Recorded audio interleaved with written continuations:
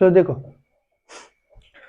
हम लोग जैव प्रक्रम पढ़ रहे थे बायोलॉजी में। क्या पढ़ रहे थे? जैव प्रक्रम। जैव प्रक्रम का हम कितना भाग बताए थे? पहले पोषण, फिर श्वसन, फिर परिवहन, फिर उत्सर्जन, ऐसे पढ़ाए थे ना। पहले पोषण, श्वसन, परिवहन और उत्सर्जन। तो हम लोग पोषण में न्यूट्रिशन के बारे में पढ़ लिए, पोषण के बारे में पढ़ लिए, पोषण को अच्छे तरीके से पढ़ लिए। अब बारी है श्वसन की। किसकी? श्वसन की। श्वसन की बारी है, जिसको हम लोग रिस्पायरेशन कहते हैं। रिस्पायरेशन इंग्लिश में कहते हैं श्वसन, सांस लेने की प्रक्रिया, है ना, श्वसन।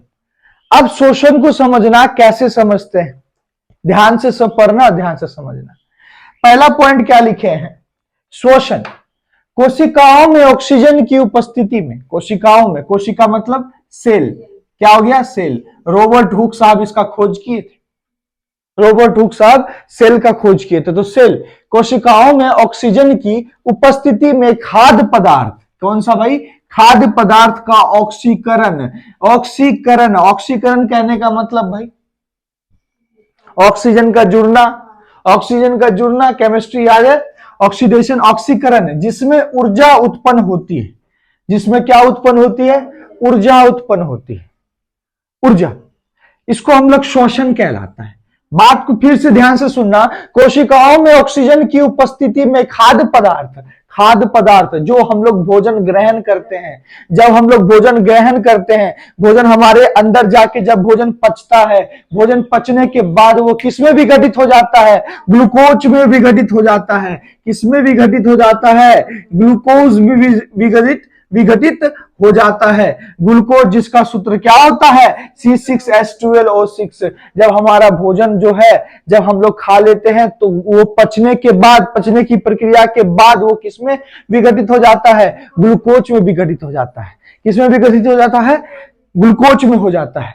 ग्लूकोज में विघटित होने के बाद जब हम लोग ये नासा द्वार से, अपने नासा द्वार से क्या करते हैं? हवा को अंदर लेते हैं। सांस लेने का जो तंत्र होता है, श्वसन तंत्र जो होता है, श्वसन अंग जो होता है हमारा, वो हमारा फेफड़ा होता है, लंग्स होता है, ना कि नोज या नोस्ट्रिल नहीं होता।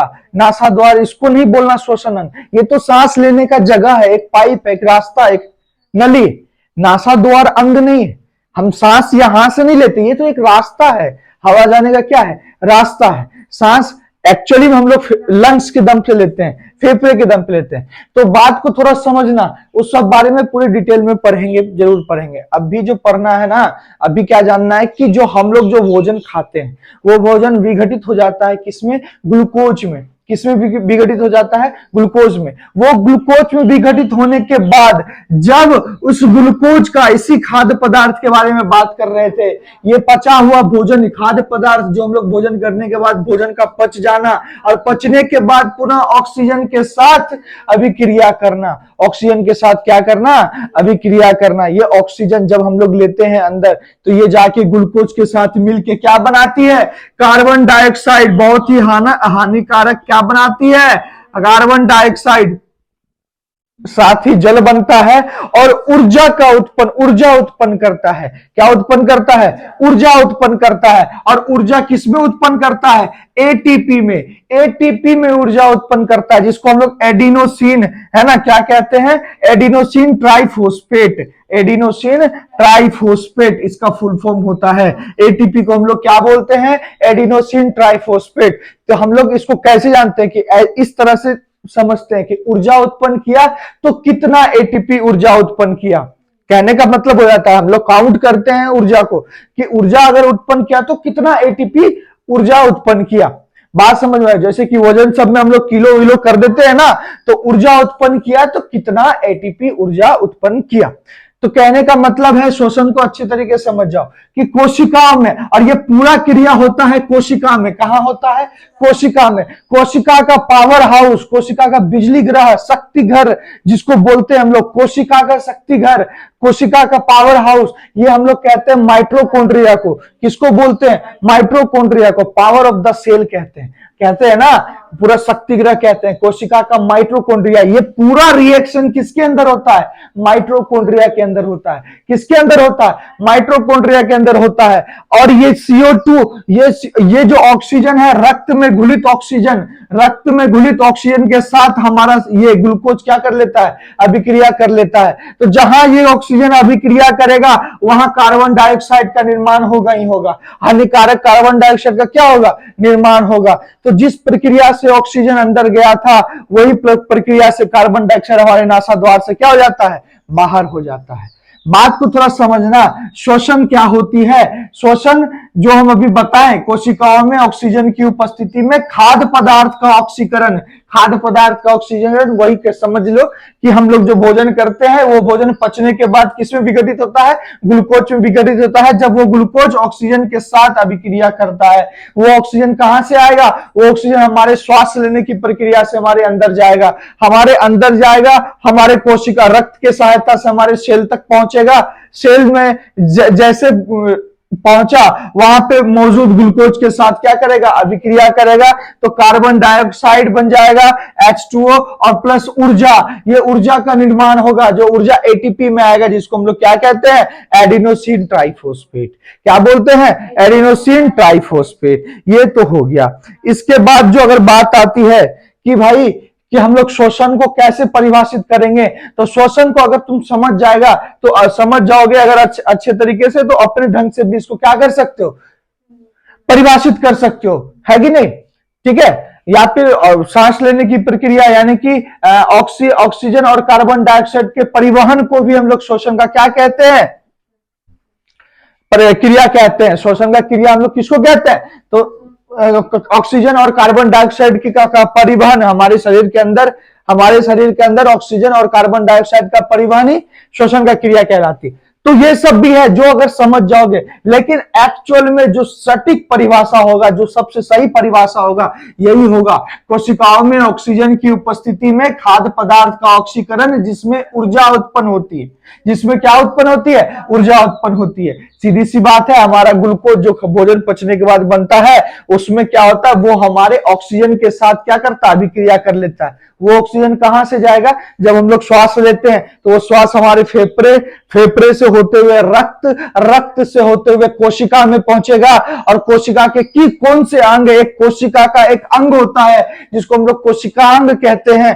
क्या कहते हैं? कोशिकांग कहते हैं, जिसको इंग्लिश में माइटोकॉन्ड्रिया कहते हैं, जिसको बिजली ग्रह यानी कि powerhouse of the cell, मतलब कोशिका का पावर हाउस कहते हैं। उसमें यह अभिक्रिया होती है, उसमें मौजूद ग्लूकोज के साथ ऑक्सीजन अभिक्रिया करके कार्बन डाइऑक्साइड और H2O प्लस ऊर्जा उत्पन्न करती है। ऊर्जा कहां उत्पन्न होती है? माइटोकॉन्ड्रिया में उत्पन्न होती है। क्यों उत्पन्न होती है? क्योंकि यह अभिक्रिया ही माइटोकॉन्ड्रिया में होता है। कोई दिक्कत नहीं। ये ATP में होता है, और ATP का फुल फॉर्म क्या होता है? Adenosine triphosphate. याद रहेगा, एडिनोसिन ट्राइफॉस्फेट। कोई दिक्कत नहीं। चलो अगला टर्म पे क्या है? अगला टर्म है श्वसन। देखना अब श्वसन क्रिया क्या होता है? ध्यान से पढ़ना। यह एक जटिल जैव रासायनिक अभिक्रिया है। जटिल जैव रासायनिक क्या हुआ? बायोकेमिकल। अरे ये जो अभिक्रिया हो रही है, ये जैव अभिक्रिया ही तो कहलाएगी, जैव रासायनिक अभिक्रिया ही तो कहलाएगी, है ना? बायोलॉजिकल रिएक्शन ही तो है ये। यह एक जटिल जैव रासायनिक प्रक्रिया है जिसमें पचा हुआ भोजन का ऑक्सीकरण होता है। जिसमें पचा हुआ भोजन का क्या होता है? ऑक्सीकरण होता है। बात समझ में आ गई? ग्लूकोज प्लस ऑक्सीजन हमें क्या देती है? ऊर्जा देती है, और ऊर्जा हमें ATP के रूप में प्राप्त होता है, एडिनोसिन ट्राइफॉस्फेट। याद रहेगा ना, एडिनोसिन ट्राइफॉस्फेट हमें जो ऊर्जा है ATP के रूप में प्राप्त होती है। कहने का मतलब हो गया श्वसन क्रिया क्या होती है? यह एक जटिल जैव रासायनिक अभिक्रिया है जिसमें पचा हुआ भोजन का क्या होता है? ऑक्सीकरण होता है। ठीक है, ग्लूकोज प्लस ऑक्सीजन हमें ऊर्जा देती है, और यह प्रक्रिया माइटोकॉन्ड्रिया में होती है। किसमें होती है? माइटोकॉन्ड्रिया में होती है। यह प्रक्रिया किसमें होती है? माइटोकॉन्ड्रिया किसे कहते हैं? ये कोशिका का बिजली ग्रह कहलाता है, पावर हाउस कहलाता है, शक्ति ग्रह कहलाता है। ये cell powerhouse of the cell, यानी कि माइटोकॉन्ड्रिया सेल का पावर हाउस है। ये पूरा प्रक्रिया जो होता है माइटोकॉन्ड्रिया में होता है और इसमें ऊर्जा का निर्माण होता है। इसमें किसका निर्माण होता है? ऊर्जा का निर्माण होता है। और ऊर्जा का निर्माण जब होता है उसको हम लोग एटीपी में गिनते हैं कि भाई साहब 2 एटीपी हुआ या 3 एटीपी हुआ या 38 एटीपी हुआ, जो भी हुआ हम लोग उसमें गिनते हैं। तो बात जो है ये कहने का मतलब शोषण क्रिया तो एक बारी में याद हो जाना चाहिए कि यह एक जटिल जैव रासायनिक अभिक्रिया है जिसमें पचा हुआ भोजन का ऑक्सीकरण होता है, जिसमें पचा हुआ भोजन का ऑक्सीकरण होता है। अगर तुम लोग को अभिक्रिया पूछे तो अभिक्रिया भी याद होना चाहिए। C6H12O6 प्लस O2 हमें CO2 प्लस H2O प्लस ऊर्जा देती है। क्या देती है? ऊर्जा देती है। रिएक्शन याद होना चाहिए। बात समझ में आ गया? यह प्रक्रिया माइटोकॉन्ड्रिया में होती है, इसमें ऊर्जा का निर्माण होता है। शोषण समझ गए? शोषण क्रिया समझ गए? अब अगला टॉपिक चलते हैं। चलो, क्या है? श्वास लेना। श्वास लेने का प्रक्रिया कैसे होता है? सबसे पहले क्या आता है ना, O2 को ग्रहण करना और CO2 को छोड़ना। हमारा श्वास लेना, ये जो हम टॉपिक बनाया है ना, इसमें ये बात जान लो, कुछ बात जानना। ये तो सब जानते हो ना कि श्वास लेना मतलब O2 को ग्रहण करना व CO2 को क्या करना? छोड़ना। ऑक्सीजन को लेना और CO2 को छोड़ना। हम मनुष्यों में क्या होता है कि हम लोग ऑक्सीजन लेते हैं, हम प्राणियों में, हम जंतुओं में हम लोग ऑक्सीजन को लेते हैं और कार्बन डाइऑक्साइड छोड़ते हैं। पेड़ पौधे उसी छोड़े हुए कार्बन डाइऑक्साइड को लेते हैं और ऑक्सीजन छोड़ते हैं। पेड़ पौधे उसी कार्बन डाइऑक्साइड को लेते हैं और ऑक्सीजन को छोड़ते हैं। यह प्रक्रिया फेफड़ों में होती है। अरे अभी तो बोले थे यह प्रक्रिया माइटोकॉन्ड्रिया में होती है। ऊर्जा बनने की अभिक्रिया माइटोकॉन्ड्रिया में होती है। लेकिन ये जो सांस लेते हैं, ये जो सांस लेते हैं, ऑक्सीजन का अंदर आना, ये ऑक्सीजन का अंदर आना, यह प्रक्रिया कहां से शुरू होती है? फेफड़ों से, लंग से शुरू होती है। फेफड़ों से शुरू होती है, लंग से शुरू होती है। बात समझ में आ गया? यह प्रक्रिया फेफड़ों में होती है। सांस लेना, ऑक्सीजन सबसे पहले हमारा फेफड़े के दम से, हमारा श्वसन तंत्र जो है, श्वसन जो हमारा बॉडी ऑर्गन है, रिस्पायरेटरी सिस्टम में जो हमारा सबसे पहले जो अंग है, मुख्य अंग है, वो कौन सा है? फेफड़ा है, लंग्स है। कोई गलती से नासा द्वार, ये मत बोल देना कि हमारा श्वसन तंत्र नाक है या नासिका है या नासा द्वार है, ये सब नहीं है। ये हमारा बस एक गुफा है, ये 2 गुफा है, नलीनुमा गुफा है, 2 पाइप है, 2 रास्ता है, 2 NH कह लो इसको, जिससे श्वास तुम्हारे फेफड़ों तक जाती है, जिससे वायु तुम्हारे फेफड़ों तक जाती है। बात समझ में आ गया? यह प्रक्रिया फेफड़ों में होती है।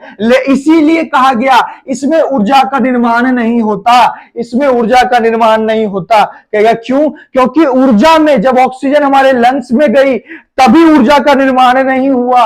जब वो रक्त में घुल के हमारे कोशिका तक पहुंचती है, कोशिका में वहां मौजूद पचा हुआ भोजन जो कि विघटित हो जाता है ग्लूकोज में, उसके साथ वो ऑक्सीजन क्या करती है? अभिक्रिया करके ऊर्जा देती है। और वो ऊर्जा माइटोकॉन्ड्रिया में होती है, माइटोकॉन्ड्रिया में होती है। लेकिन इसमें ऊर्जा का निर्माण, हम लोग जब सांस लिए, सांस लेने से तुरंत और हमारा ऊर्जा का निर्माण नहीं होता। याद रहना चाहिए, सांस लिए छोड़े उसमें ऊर्जा का निर्माण नहीं हुआ। जब वो ऑक्सीजन, लिया हुआ ऑक्सीजन हमारे कोशिका के तक पहुंच जाए, माइटोकॉन्ड्रिया तक पहुंच जाए, कोशिका अंग तक पहुंच जाए, जो उसको हम लोग माइटोकॉन्ड्रिया कहते हैं, वहां पे उसको क्या मौजूद मिलता है? वहां पे उसको मौजूद मिलता है ग्लूकोज, जो कि पचा हुआ जो हमारा भोजन है वो बदल जाता है, वो विघटित हो जाता है ग्लूकोज में। वहां पे उसको ग्लूकोज मिलता है और वो उस ग्लूकोज का ऑक्सीकरण हो जाता है। दैट मीन्स उसमें जाके ऑक्सीजन जुड़ता है। जैसे उसके साथ ऑक्सीजन अभिक्रिया किया, हमें हानिकारक कार्बन डाइऑक्साइड गैस मिलता है। क्या मिलता है? कार्बन डाइऑक्साइड गैस मिलता है, जो कि लाइटर इन वेट होता है, वजन में हल्का होता है, जो कि रिवर्स प्रक्रिया से, वापस उसी प्रक्रिया से क्या होता है? नासिका द्वार से, नासा द्वार से बाहर निकलता है। बात समझ में आ गया? और वहां पे कार्बन डाइऑक्साइड तो बनता ही बनता है, साथ में जल बनता है और ऊर्जा का निर्माण होता है। इसलिए यहां पे ये लिखा हुआ है इसमें ऊर्जा का निर्माण नहीं होता, फेफड़े में ऊर्जा का निर्माण नहीं होगा। समझ में आ रही है ना बात? ऊर्जा का निर्माण हमारे सेल में होता है। हम जो भी इतना बोल रहे हैं, हम जो इतना भी बोल रहे हैं, इतनी ताकत से बोल रहे हैं, दैट मीन्स हमारा ऊर्जा का निर्माण हो रहा है और हम बोल पा रहे हैं। और ये ऊर्जा का निर्माण मेरे पचे हुए भोजन, मेरे पोचे, अगर भाई साहब हम खाना नहीं खाएं, मेरा भोजन पचा हुआ है, ग्लूकोज की कमी है, अभी ग्लूकोज हमारे बॉडी में उतना अच्छा फॉर्म नहीं हुआ है, हम क्या उतने तगड़े तरीके से बोल पाएंगे। आगे कोई फास्टिंग करता है, 2 दिन 3 दिन फास्टिंग कर लेता है, उसका बोलने का सब कुछ बदल जाता है, क्योंकि वो एनर्जेटिक फील नहीं करता। क्या फील नहीं करता? एनर्जेटिक फील नहीं करता। क्या वो इंसान सांस नहीं ले रहा होता है? तभी ले तो रहा होता है, लेकिन एनर्जेटिक फील नहीं करता है। क्यों? वो फेफड़े द्वारा काम तो अपना ओके कर रहा है, लेकिन ऊर्जा का निर्माण वहां नहीं होता। ऊर्जा का निर्माण कहां होता? कोशिका में, जहां पे हमारा कोशिकांग मतलब माइटोकॉन्ड्रिया में, जहां पे क्या मौजूद होता है? पचा हुआ भोजन, जो कि किसमें विघटित हो चुका होता है? ग्लूकोज में। वो तो है ही नहीं, वो तो खाया नहीं, खाएगा तभी तो पचेगा, तभी तो वो पचा हुआ भोजन विघटित होगा ग्लूकोज में, तब तो हमारा ऑक्सीजन जो अंदर ले रहे हैं उसके साथ जाकर विक्रिया करेगा। अगर हम अभी खाए थे, मेरा पचा हुआ भोजन, हमको ग्लूकोज पर्याप्त मात्रा मेरे शरीर में है, तभी तो हम इतने एनर्जेटिक तरीके से बोल पा रहे हैं तुम लोग के सामने। बोल पा रहे कि नहीं? हमारे शरीर में तो वही चीज है, इसमें ऊर्जा का निर्माण नहीं होता। और लास्ट में यह रक्त को ऑक्सीजन युक्त तथा CO2 मुक्त करता है। हमारा जो रक्त है, हमारा जो ब्लड है, उसको ऑक्सीजन युक्त करता है। कौन सा मतलब ऑक्सीजन युक्त करता है, और किससे मुक्त करता है? कार्बन डाइऑक्साइड से मुक्त करता है। हमारा जो ब्लड है वो ऑक्सीजन युक्त हो जाता है और कार्बन डाइऑक्साइड मुक्त हो जाता है। बात ध्यान रहेगा, अगर तुमसे पूछे श्वास लेने का जो टर्म होता है, क्या क्या होता है, तो श्वास लेने में ऑक्सीजन का हम लोग ग्रहण करते हैं, कार्बन डाइऑक्साइड को बाहर छोड़ते हैं। बात समझ में आ गया?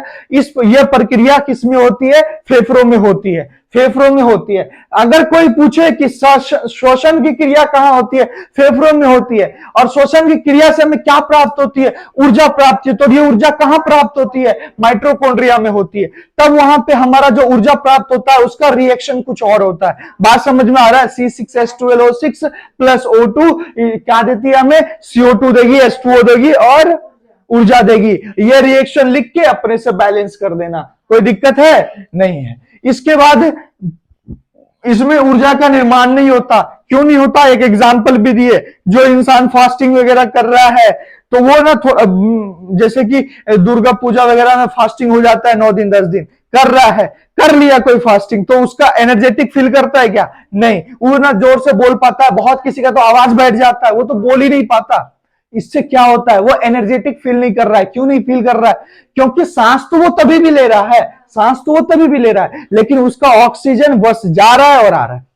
वो फेफड़े में ऊर्जा का निर्माण नहीं कर रहा है। उसका ऊर्जा का निर्माण कोशिका में, यानी कि माइटोकॉन्ड्रिया में होना चाहिए था।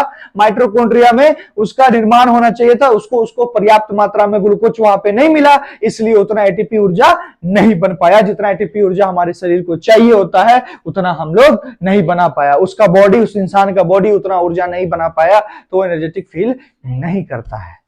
बात समझ में आ गई? अच्छे तरीके से समझ गए? कोई दिक्कत नहीं। अब अगला पॉइंट चलो, चलो देखना। अभी क्या है? स्थलीय जीव और जलीय जीव, इस दोनों में जो है श्वसन करने का तरीका थोड़ा अलग अलग होता है। रिस्पायरेशन का तरीका थोड़ा अलग अलग होता है। श्वसन जो स्थलीय जीव में होगा, स्थलीय जीव जैसे कि मनुष्य हो गए, हम लोग स्थलीय जीव हो गए, जलीय जीव तो नहीं है ना। जलीय जीव कैसे रिस्पायरेशन करते हैं? स्थलीय जीव कैसे रिस्पायरेशन करते हैं, श्वसन करते हैं? ध्यान से देखना।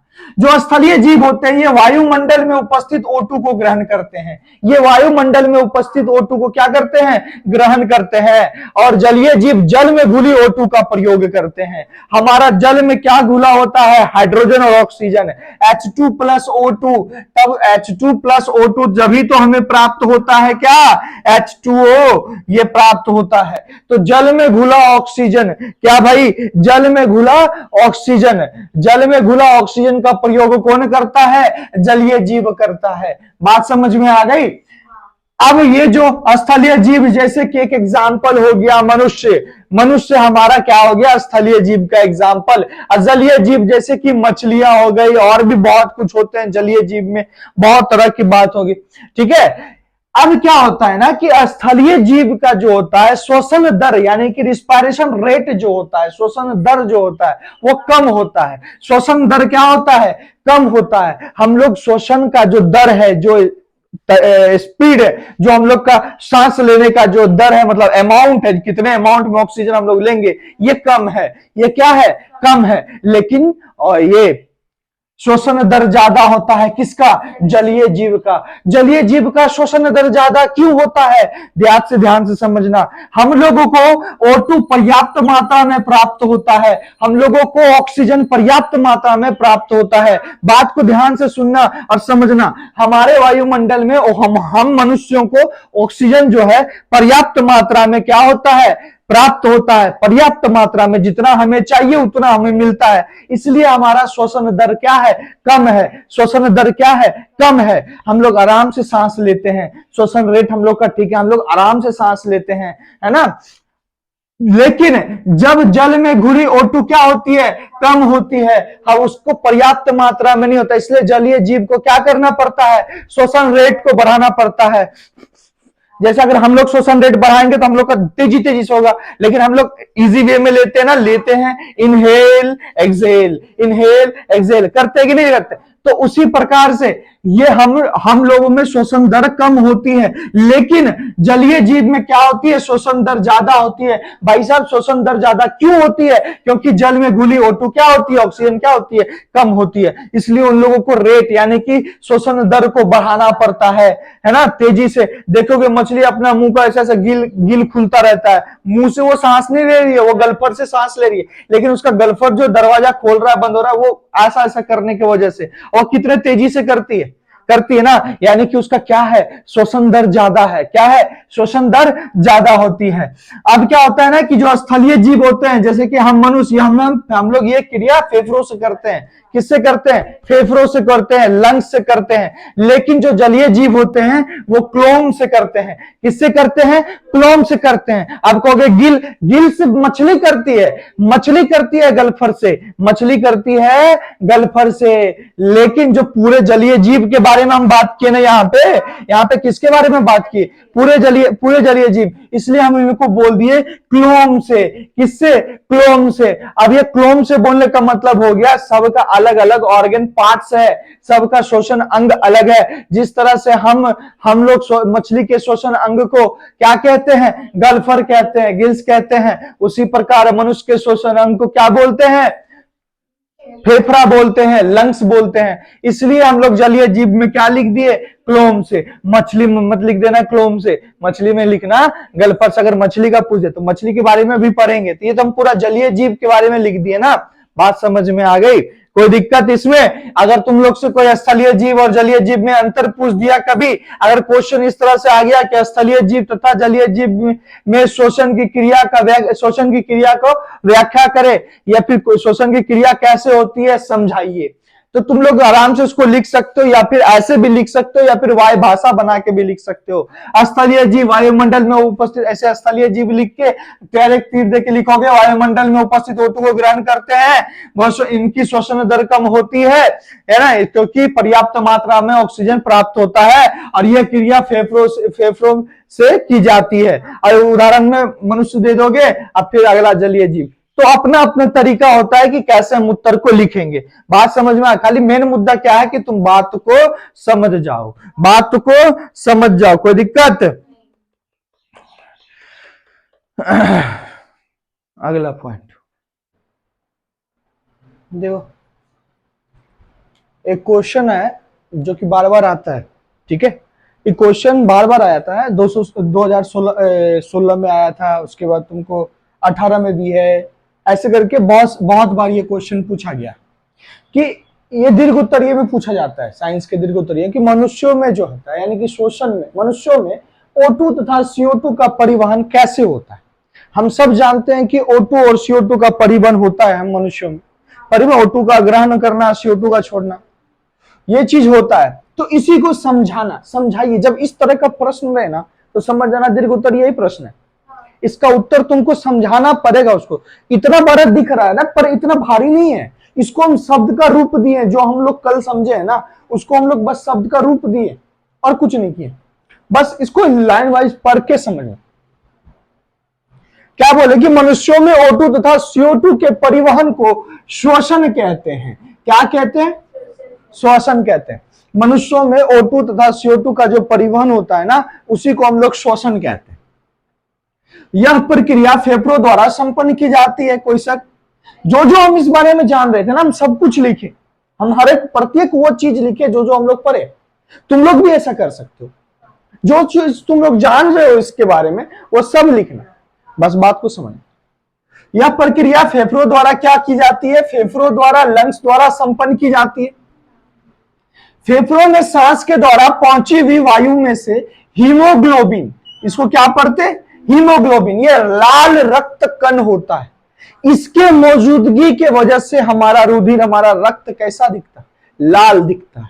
हीमोग्लोबिन एक लाल रक्त कण होता है। हीमोग्लोबिन कैसा होता है?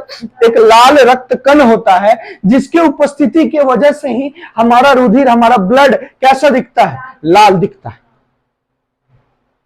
पत्तियों में क्लोरोफिल के उपस्थिति के कारण ग्रीन पिगमेंट कैसा दिखता है? हरा दिखता है। ये वो चीज नहीं है, ये क्या है? लाल रक्त कण है। क्या तुम्हारे ब्लड में मौजूद लाल रक्त कण है, जिसके वजह से तुम्हारा रक्त कैसा दिखता है? तुम्हारा रुधिर कैसा दिखता है? लाल दिखता है। तो यहां से बात को थोड़ा समझने वाली बात है।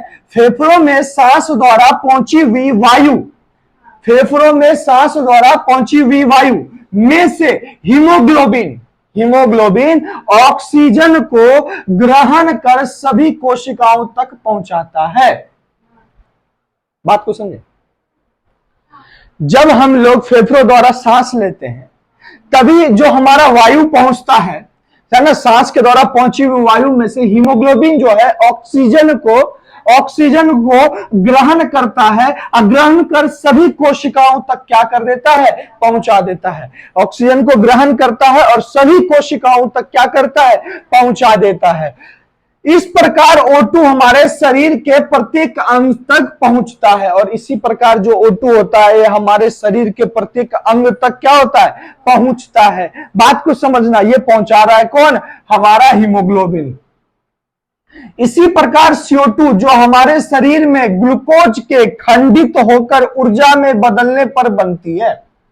जो CO2 होती है वो कैसे बनती है हमारे शरीर में, ये सबको पता है, क्योंकि जब ऑक्सीजन हमारे उस ग्लूकोज के साथ जाके मिलता है तो वो ग्लूकोज प्लस ऑक्सीजन हमें कार्बन डाइऑक्साइड, पानी और ऊर्जा देती है। ठीक है, तो वहां पे जब वो ऊर्जा में बदलने पर बनती है तो तभी तो CO2 बनती है। जब हमारा ग्लूकोज विखंडित होकर क्या बनेगा? ऊर्जा में बदलेगा। यह CO2 रक्त के संपर्क में आने पर, ठीक है, वो CO2, अब O2 की बात नहीं हो रही है, अब जो हमारा विखंडित होने के बाद, ग्लूकोज की मिलने के बाद CO2 बन गया।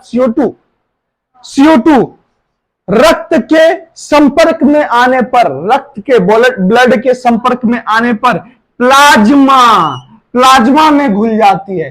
प्लाज्मा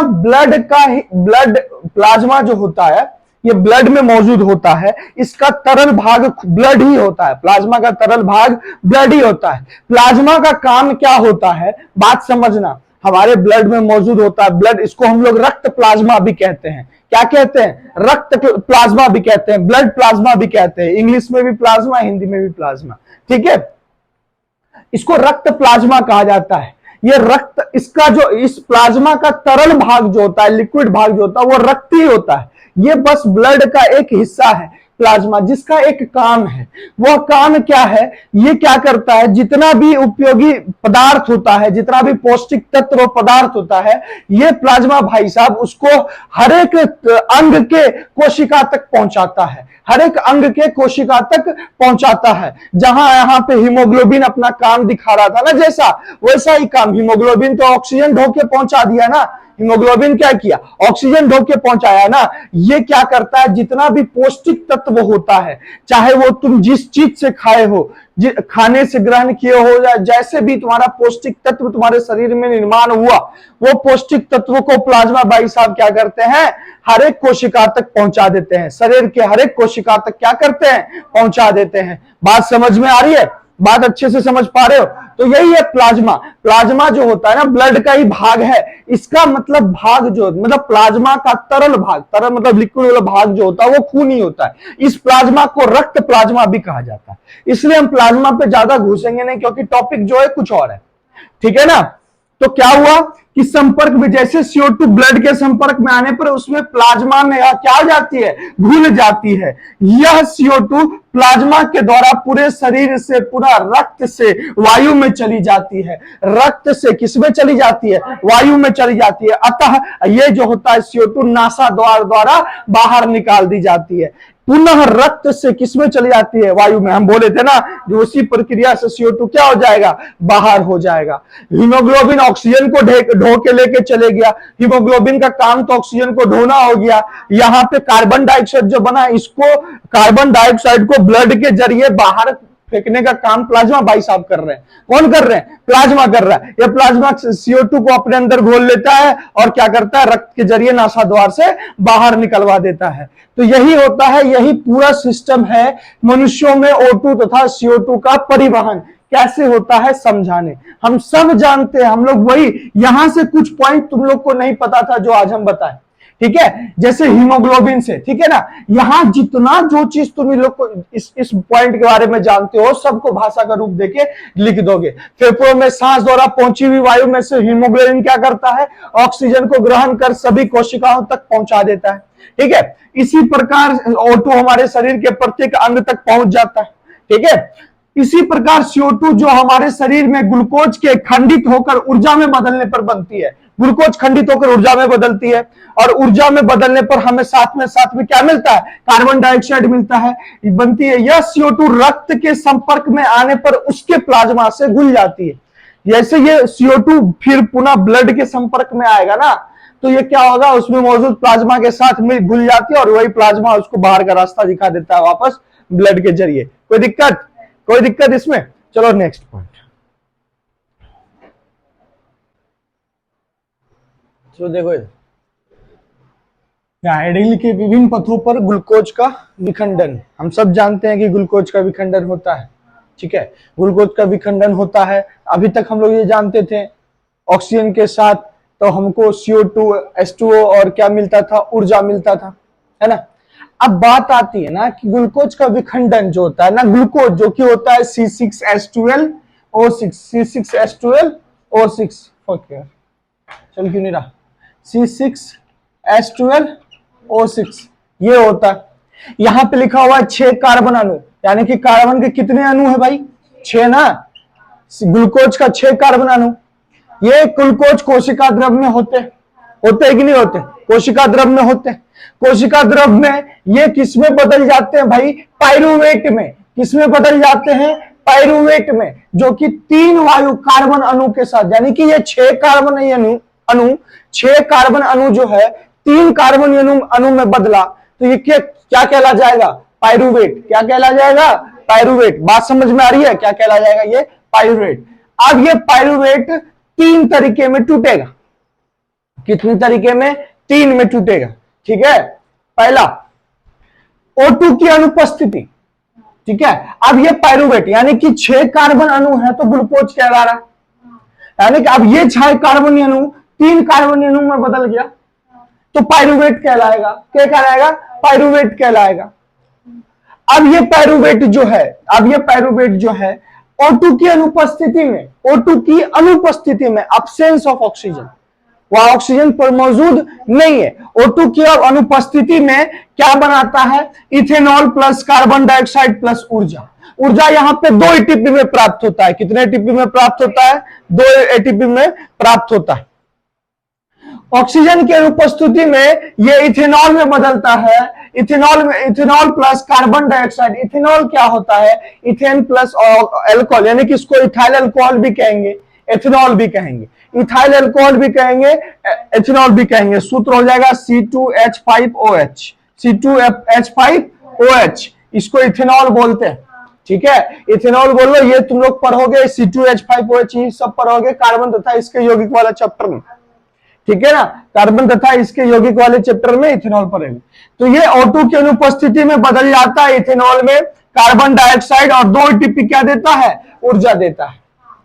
यही चीज होता है जब O2 की उपस्थिति हो तो यह क्रिया घटित होता है माइटोकॉन्ड्रिया में। किसमें घटित होता है? माइटोकॉन्ड्रिया में। और O2 की अनुपस्थिति, यानी कि जब इथेनॉल और CO2 बन रहा था तो माइटोकॉन्ड्रिया में होता है यहाँ पे सिर्फ, और ये वाला जो होता है ये माइटोकॉन्ड्रिया में भी होता है और कोशिका द्रव में, ये सिर्फ कोशिका द्रव में होता है। ठीक है, ये सिर्फ किस में होता है? कोशिका द्रव में। ये माइटोकॉन्ड्रिया में भी होता है और कोशिका द्रव में भी होता है। जैसे कि एक एग्जांपल ले लिए ईस्ट में, ठीक है, यानी कि O2 की अनुपस्थिति में जो होता है ethanol plus carbon dioxide plus ऊर्जा, तो ये जो घटित होता है ना, ये जो O2 की अनुपस्थिति में जो घटित होता है ना विखंडन, ठीक है, ये चीज घटित होता है सिर्फ और सिर्फ किसमें? कोशिका द्रव में। लेकिन ये वाला O2 की उपस्थिति में जो ये चीज घटित होता है ये माइटोकॉन्ड्रिया और कोशिका द्रव दोनों में होता है। ध्यान से सुनना, जब O2 की उपस्थिति होती है तो ये क्रिया घटित होती है माइटोकॉन्ड्रिया में, और हमारा जो ग्लूकोज है ये विखंडित हो जाता है CO2 में, H2O में और ऊर्जा में। 38 ATP ऊर्जा प्राप्त होती है। कितनी प्राप्त होती है? 38 ATP ऊर्जा प्राप्त होती है। एडेनोसिन ट्राइफॉस्फेट, याद है ना, ये 38 ATP ऊर्जा प्राप्त होती है जब ये किसमें होगी? O2 की उपस्थिति में होगी। ठीक है, अब इस बात को दोनों को ध्यान से सुनना। पहला, O2 की अनुपस्थिति, O2 की अनुपस्थिति में जो ग्लूकोज का विखंडन होता है, O2 की अनुपस्थिति में जो ग्लूकोज का विखंडन होता है, यह घटना सिर्फ और सिर्फ कहां घटित होता है? कोशिका द्रव में घटित होता है। बात को समझ रहे हो? सिर्फ और सिर्फ कहां घटित होता है? कोशिका द्रव में घटित होता है। इथेनॉल प्लस CO2 प्लस ऊर्जा प्राप्त होती है और 2 ATP ऊर्जा प्राप्त होती है। जैसे, और इसका O2 की उपस्थिति में जो होती है ये क्रिया घटित होती है माइटोकॉन्ड्रिया में। हम सब जानते हैं माइटोकॉन्ड्रिया में घटित होती है तो क्या देती है? CO2 प्लस H2O प्लस ऊर्जा। कितनी ऊर्जा? 38 ATP। अब एक चीज, एक जगह और इसका विखंडन होता है। बात को समझना, जहां पे ऑक्सीजन का अभाव होता है, क्या होता है? O2 का अभाव होता है, और ये चीज घटित होता है पेशी कोशिका में, मांसपेशी कोशिका में, पेशी कोशिका में। क्या होता है? हाँ, लैक्टिक, मेहनत करते हो तभी ऑक्सीजन का रनिंग करते हो, थाई मसल्स वगैरह में दर्द हो जाता है। क्यों हो जाता है? वह ऑक्सीजन का अभाव होता है। हम समझाए थे, ऑक्सीजन का क्या हो जाता है? अभाव हो जाता है। वहां पे क्या ग्लूकोज जो है हमारा किसमें टूट जाता है? लैक्टिक ऊर्जा में। 3 ATP ऊर्जा यहाँ प्राप्त होती है। कितना ATP ऊर्जा प्राप्त होती है? 3 ATP ऊर्जा यहाँ पे प्राप्त होती है। बात समझ में आ गया? यानी कि फिर से समझ लेते हैं,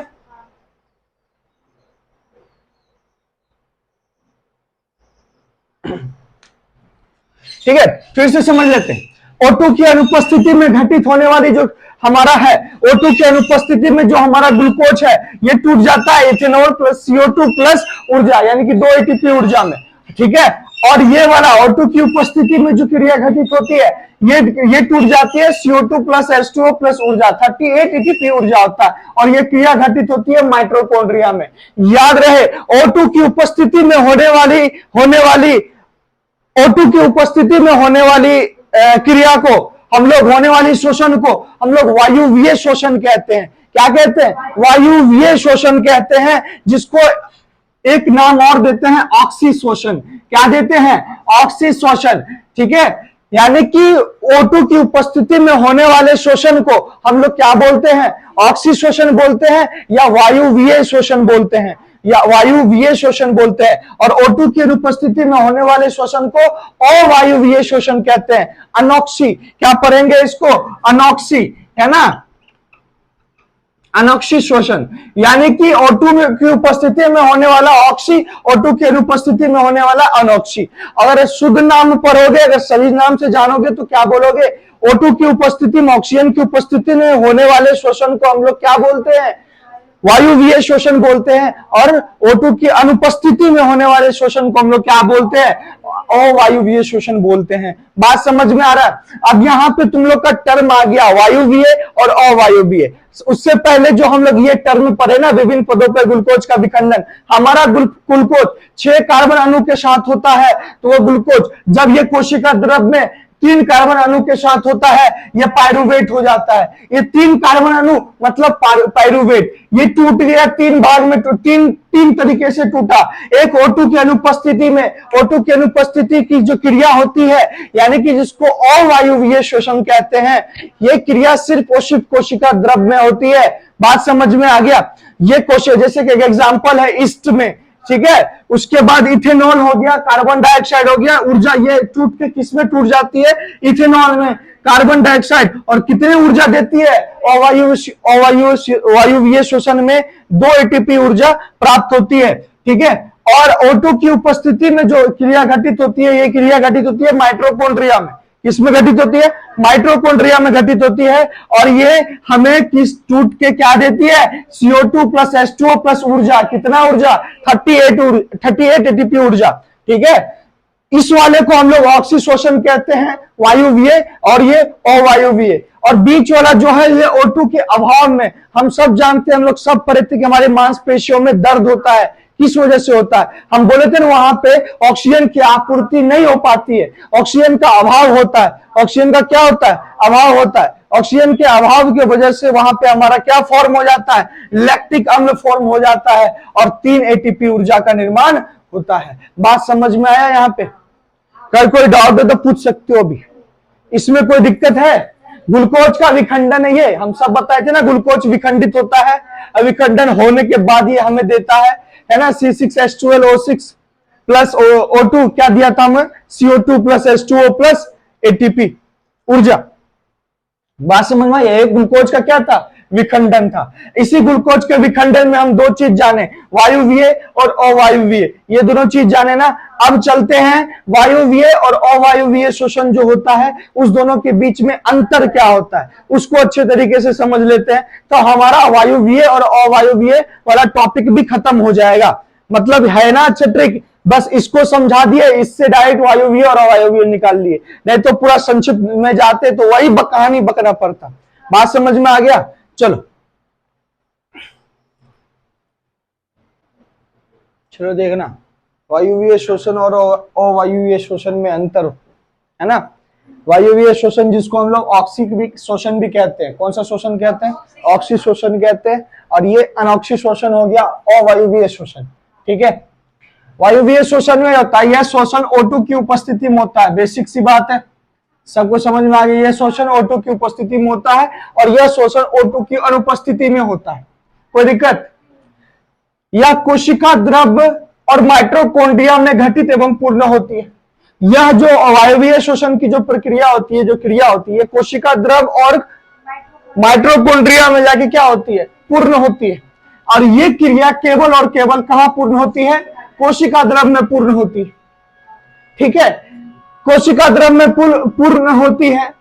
ये चीज घटित होती है ईस्ट में, है ना, ईस्ट में जिसको ये क्रिया जब घटित होती है ना कोशिका द्रव्य में, जिसको हम लोग सिर्फ किण्वन कहते हैं, क्या कहते हैं, किण्वन कहते हैं, ईस्ट में होती है। ये जो कोशिका द्रव्य और माइटोकॉन्ड्रिया में घटित होती है, इस क्रिया में CO2 एवं जल उत्पन्न होता है। क्या उत्पन्न होता है, CO2 एवं जल उत्पन्न होता है। इस क्रिया में होता है ना, ऊर्जा दोनों देती है, लेकिन ये क्या देती है, साथ साथ CO2 तथा जल देती है। इस क्रिया में CO2 एवं अल्कोहल, क्या, अल्कोहल उत्पन्न होता है। हम बोले ना इथेनॉल, इथेनॉल, इथेनॉल कहने का मतलब हो गया एथिल अल्कोहल, है ना, जिसका कहने का मतलब हो गया C2H5OH, इसका निर्माण होता है। बात समझ में आ गया?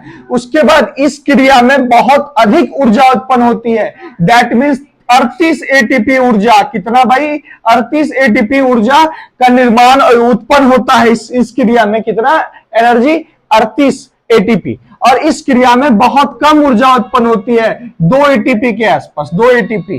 बात समझ में आ गया? इस क्रिया में 2 एटीपी ऊर्जा उत्पन्न होती है, और इस प्रक्रिया में 38 एटीपी ऊर्जा उत्पन्न होती है। बात समझ में आ गया? ये हो गया तुम्हारा वायुवीय शोषण और अवायुवीय शोषण खत्म।